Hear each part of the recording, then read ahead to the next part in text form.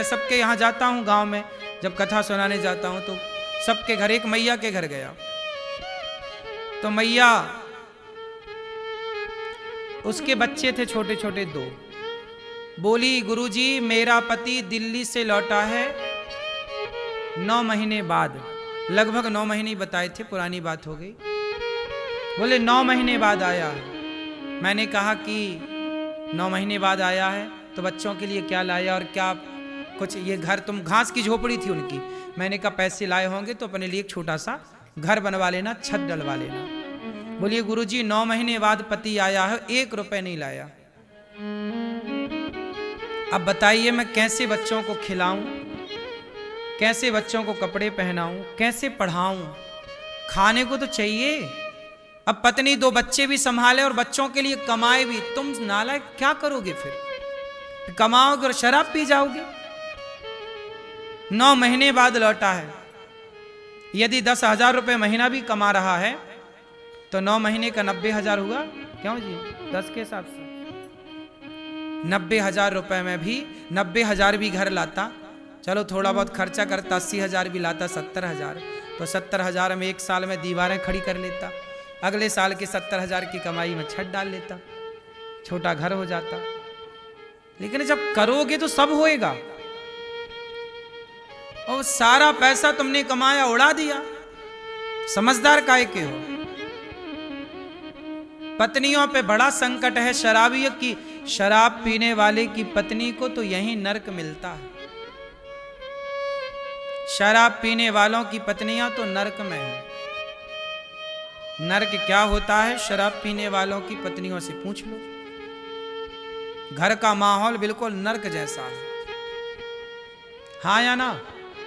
लेकिन ये आदमी बुद्धू समझते ही नहीं, कैसे समझाए साले को?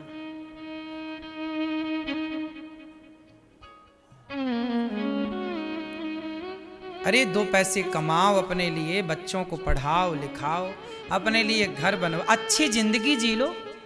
शराब पी के क्या सुअरों की तरह तुम पड़े हो गंदी नालियों में? क्या समझदारी है? परिवार, शादी, एक तो शादी ना करो, फिर शराब पीने वालों का शादी ना करो, इसलिए कह दो छोरियों का ब्याह शराबियों से ना कर देना, बर्बाद हो जाएगी जिंदगी। 1 नंबर के नालायक होते हैं ये लोग, निकम्मे। ये पत्नी से और कहेंगे बाप से पैसे लाओ, शराब पिएगा मांग मांग के। अपनी छोरी को कुंवारी रखो पर शराबियों को ना ब्याह हो।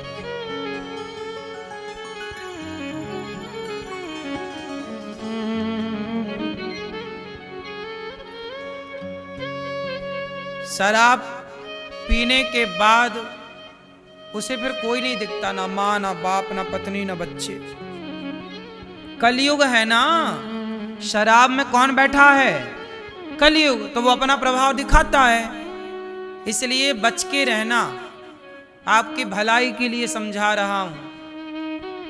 पियोगे तो नुकसान हमारा, क्या करोगे? अपना ही करोगे।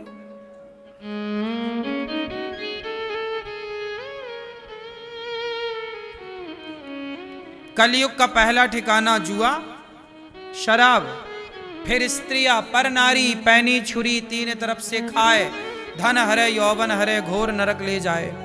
पराई नारी और पराए पुरुष से भी बच के रहना। किससे बच के रहना? पराई नारी पराए पुरुष।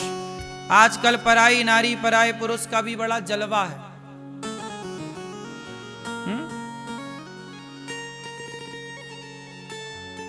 आजकल तो आदमी, पुरुष लोग, कुछ पुरुष, सारे नहीं, कुछ पुरुष पराई स्त्रियों के चक्कर में पड़े हैं।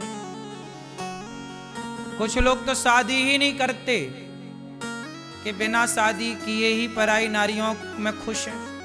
कर लेंगे तो एक में बंध जाएंगे, नहीं करेंगे तो खुला सांड घूम रहे हैं।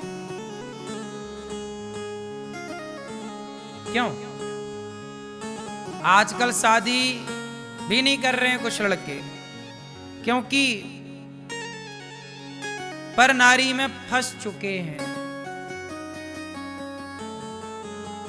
औरतों का, कुछ औरतों का काम और कुछ औरतों का धंधा भी है मर्दों को फंसाना।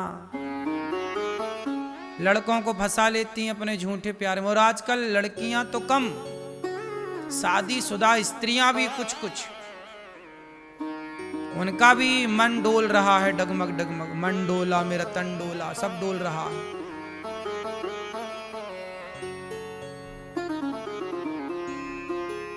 जिंदगी बर्बाद है। इसलिए कहता हूं, इस सारी बुराइयों से बचाना आज के जमाने में ये सबसे बड़ी चुनौती है।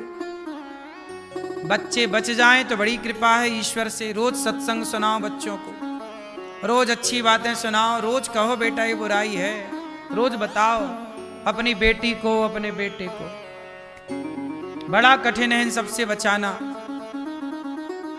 पराई स्त्री के चक्कर में लोग बर्बाद हो गए, नाश कर लिया अपना। आप बच के रहना, अपनी पत्नी में खुश रहो, अपने पति में खुश रहो।